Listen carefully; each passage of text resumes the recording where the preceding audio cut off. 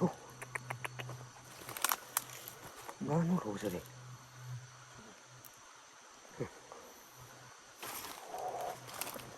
บ้านพี่น้อง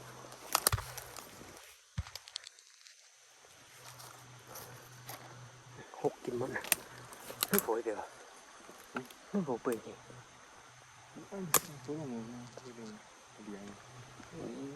ต้นไม้สูงไปสูงเลย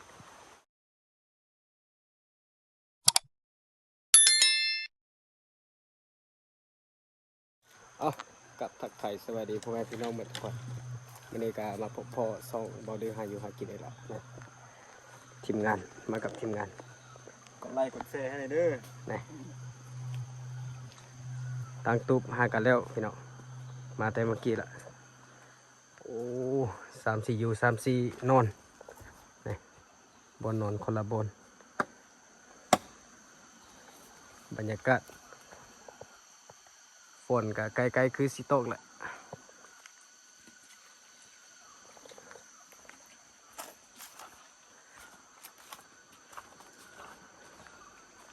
โมเมนต์คงธรรมดาเลยหลังคาก็มงด้วยใบตองนี่แหละนี่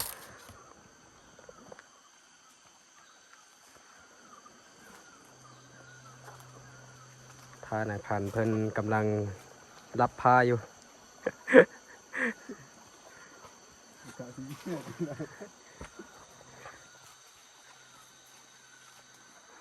บนอยู่บนนอนก็โอเคอยู่ได้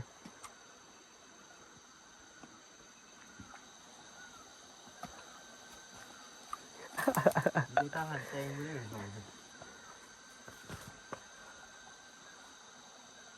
บรรยากาศโอ้แรงละสิไปอยู่หากินแล้วได้พี่น้อง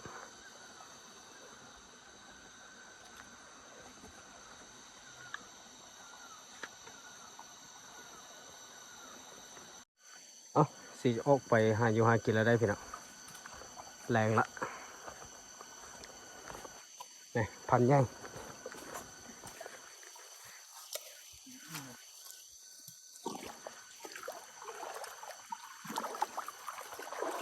โอ้30 กินเลยยอดโวยอดไวนี่บักละลาย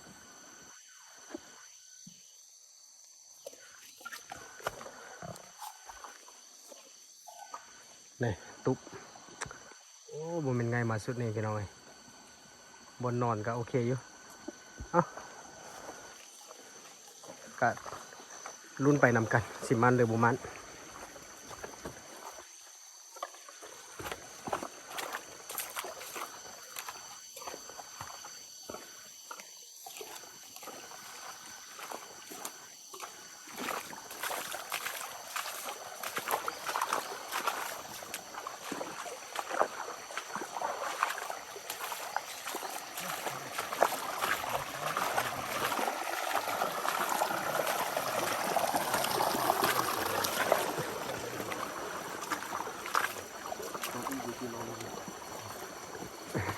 เอาได้แยกกันแล้วเด้มันเด้อ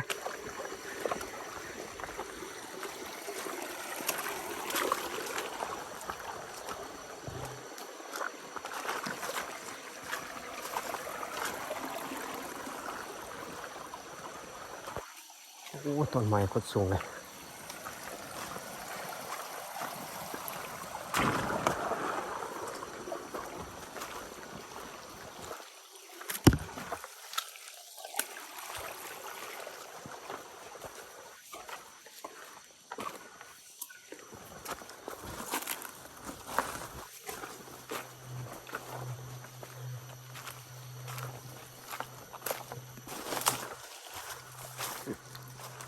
เต็มแต่ปลายอดไหวมันพี่น้อง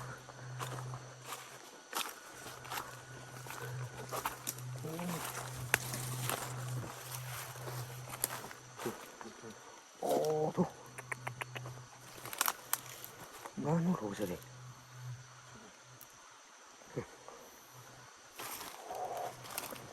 บ้านพี่น้อง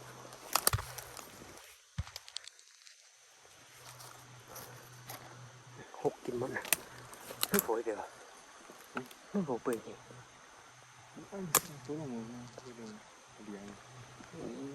ต้นไม้สูงไปสูงเลย โอ้สอเลย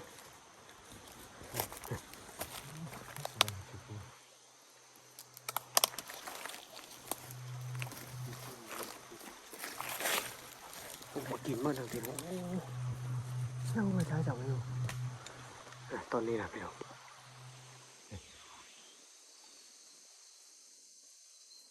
มันก็สูงเติบอยู่เลย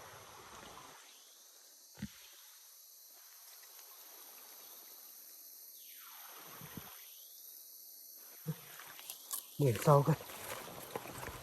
เดี๋ยวขึ้นไปทางบนกัน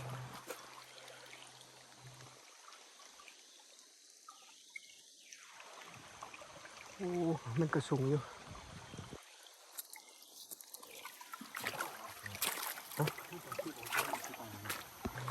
โอ้กินข้าวกินแหนอยู่ได้พี่น้องแต่ว่ามันสูงหมื่นเศร้าไปเลย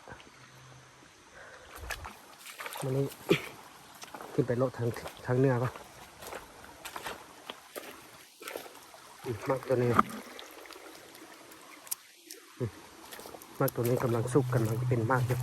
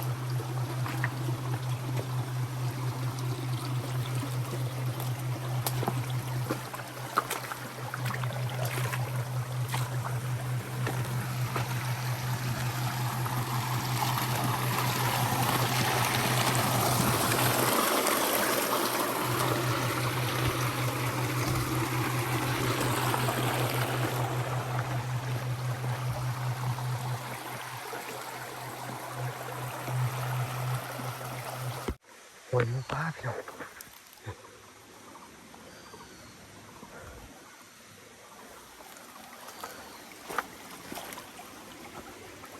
โอ้หางก็ไม่มาเลย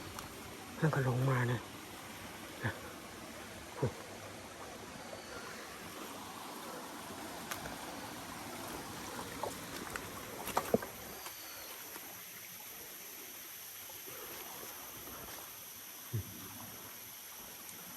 โอ้มันขึ้นไปทางพี่เราพี่น้อง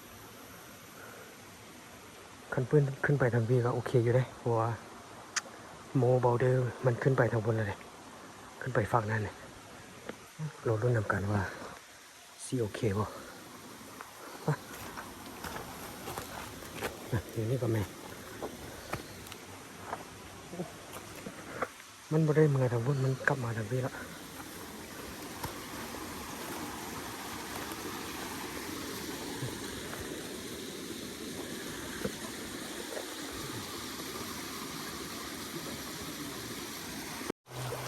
ขึ้นไปทางบนมันขึ้นไปน้ำห้อยตัวนี้เบลเดอร์เราจะขึ้นน้ำห้อยตัวนี้เป็นรุ่นไปเบื้องนำกันพี่น้อง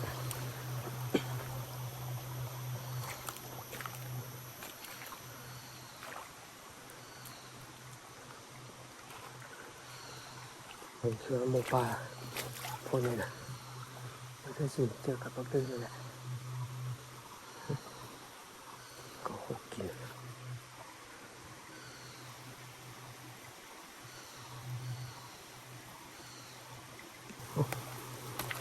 ติดตามรับชมรุ่นนำกันพี่น้อง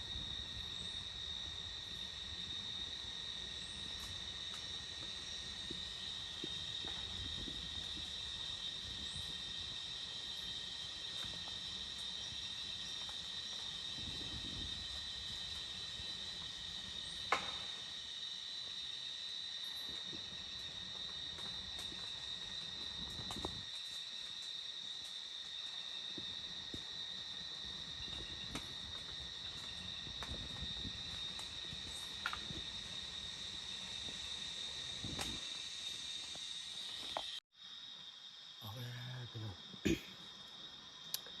โอ้ก็เสียดายไปฟ้องอยู่ถึงก่อนนะมานี่บอกหกยืนเบิ่งจนน้ำเหงื่อซาเลยพี่น้อง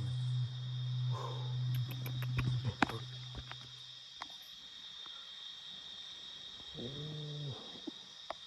วันฟ้านะโอ้ยว่าซ้ำตัวหงเลยโอ้ความลายพอดีเบาดื้อไปถึงแล้วกันลงมามันคำพอแล้วแต่ว่าอยู่เที่ยวนี้มันมีแต่ต้นเดียวนี่นะเข้าไปเลยโอ้366ทองแดง6หมอนโอ้คำละต้นเบาดื้อมาหดเลยหรือคำเป็นดีเยี่ยมหอยเลยพี่น้องโอ้คำนี่แต่ละซียูหากินก่อนนะมื่อนี้หากันมาพอดีตั้งตุกแล้วก็เนี่ยย้ายกันไปหาอยู่หากินแต่ว่าบอกโดยตรงบนหน่วยหน้าเนี่ยพี่น้องจัดไปแล้วนะแต่อันนี้มื่นเช้าหรือว่ามื่นตอนแรกที่มาเฝ้านะเพราะว่าบอกโดยหูจุดละเดินทางกลับก่อนพี่น้อง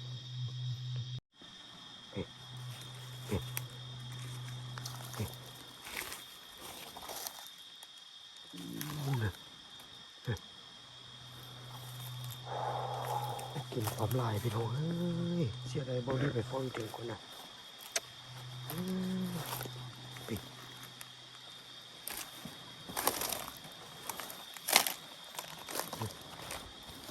หกกิน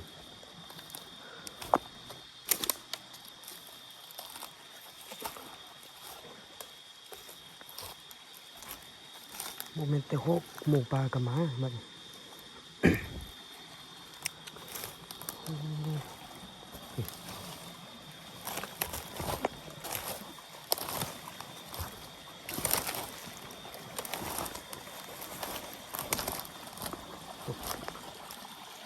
หอยโมปลานะพี่น้อง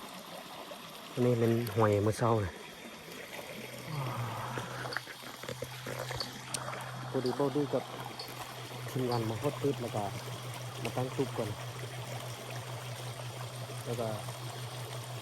มันก็มีต้นมากละ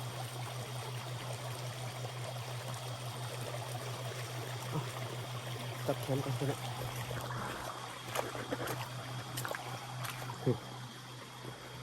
โอ้กินได้กินว่านะ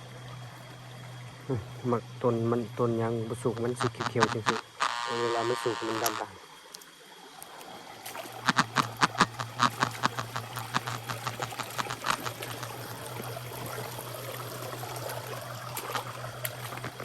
โอ้โห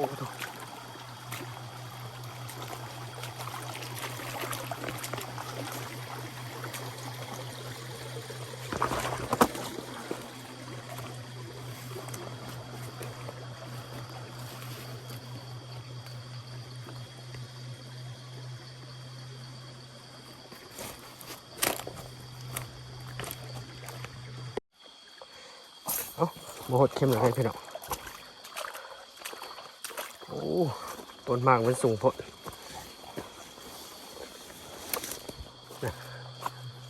แค่ว่ามัน3 โตพี่น้อง 6 ทองแดงแล้วก็6 หมอน ได้คนละโตอ่ะก็เจ้าได้แยกออกไปกันนะทางใต้กระปูนะเบาเดือดอยู่เข้มเต็งอยู่ขอกินนะไปล้างก่อน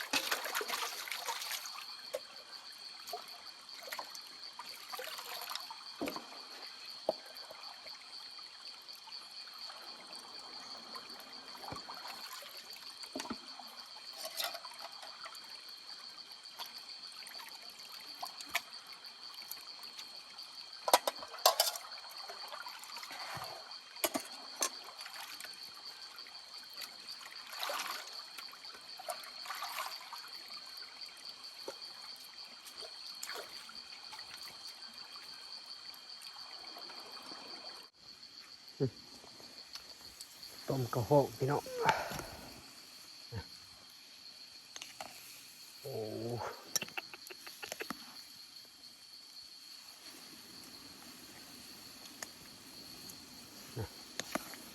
ต้มกระโหกทาในพันเขาเพราะว่าก็เจ้าไปกันนี่เบิ่งไฟโอ้แล้วดูฝนนี่เปียกเมืดฝุ่นแต่ก็แดงกินน่าจะสุกอยู่ดอก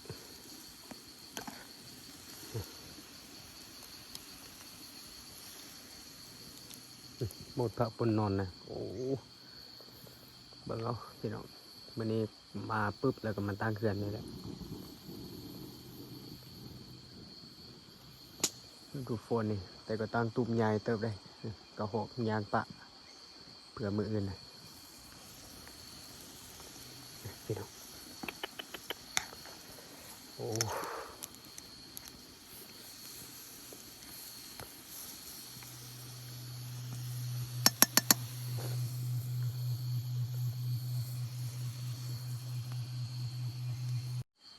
เนาะแต่กินก็เรียบร้อยแล้วได้พี่น้องนะ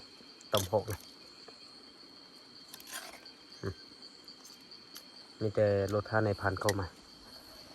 เพราะว่าเราได้ไปการนะ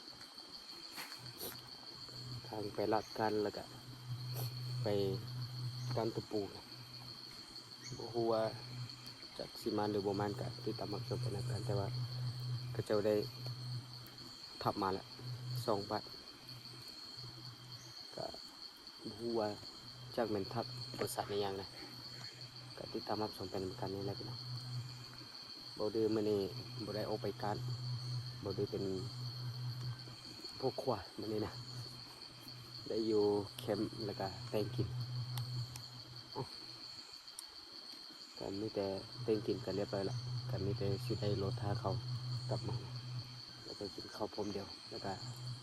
พักผ่อน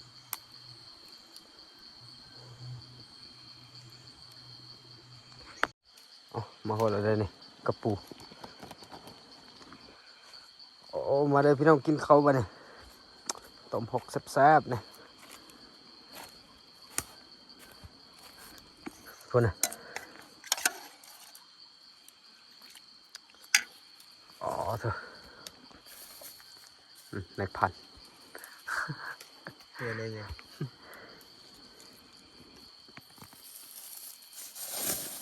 เอามาได้กินข้าวน้ำกันนะพี่น้อง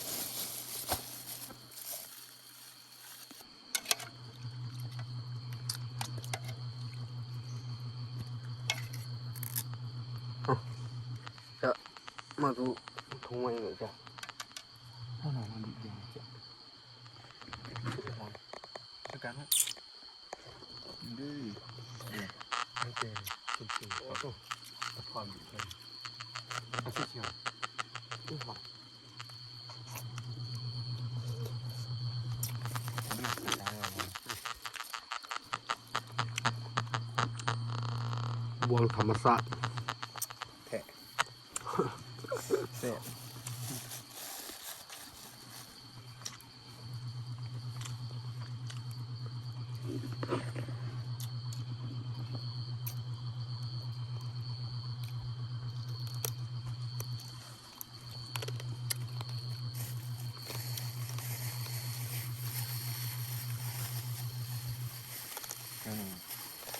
การฝึกสมุนเที่ยวซึ่งเนี่ยที่ว่าที่ว่าเลยจะมีเปิดไปแล้วที่ทุ่งนาการเป็นมีการป้องกัน แล้วปูช่วยให้ไกลขึ้น ตั้ง ที่ถูก ไม่เคยเอาใบให้ใส่ข้าวหมู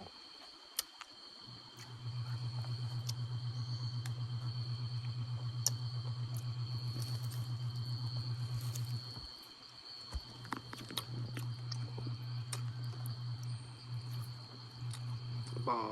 สุดสามเสก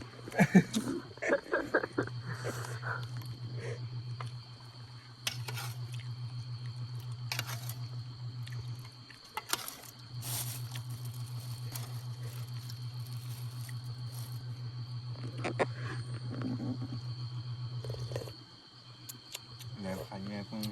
ลงปอตัว ภาพมักสิเอาบองธรรมศาสตร์ลองไว้ดู ของเทเขา อ๋อ ของเทเสร็จ เว แล้ว ง่ายเนาะ เราทำงานบ้าง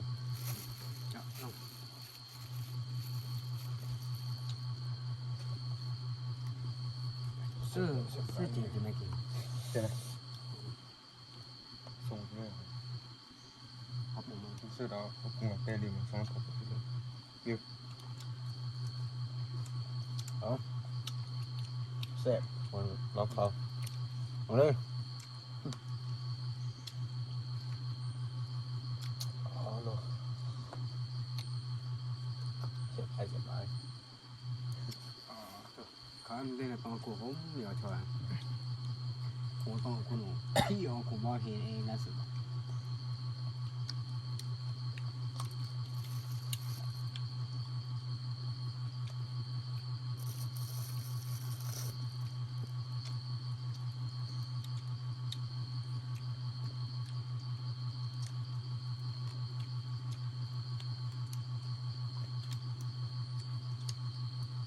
เอาหัวดูเรื่อง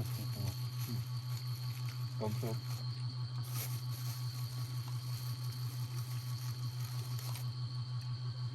你是不是多了？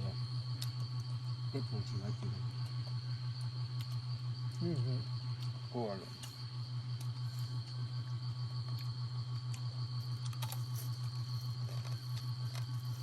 我连的，讲到票数吧，通路就快快， ช่วงเป็นไม่มันแบบเนี้ย 那边那个是来不啦？数吧， มันแค่เยอะเขาได้ไง 都酷啊！这种怎么不是啥？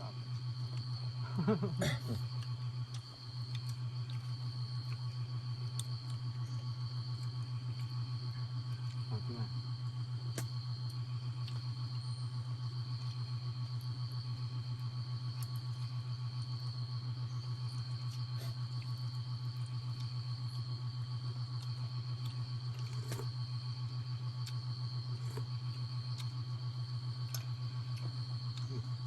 ลมมันจะเป็นเอา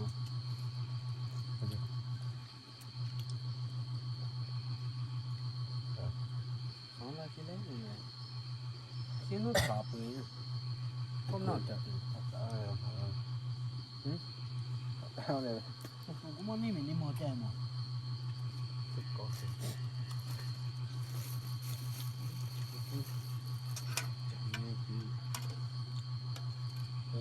不收拾这个，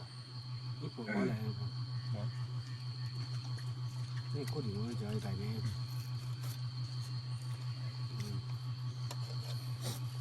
แพง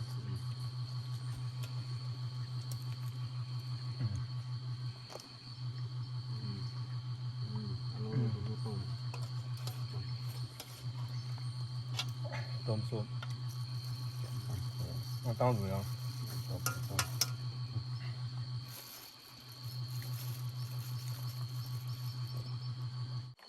เอากินข้าวกินน้ำเย็นเราได้พี่น้องก็สิได้นอนพักผ่อนละนะบนนอนอูกองไฟของเราเลยของเบาดีเอาก็จบคลิปไว้เพียงเท่านี้เจอกัน EP หน้าพี่น้อง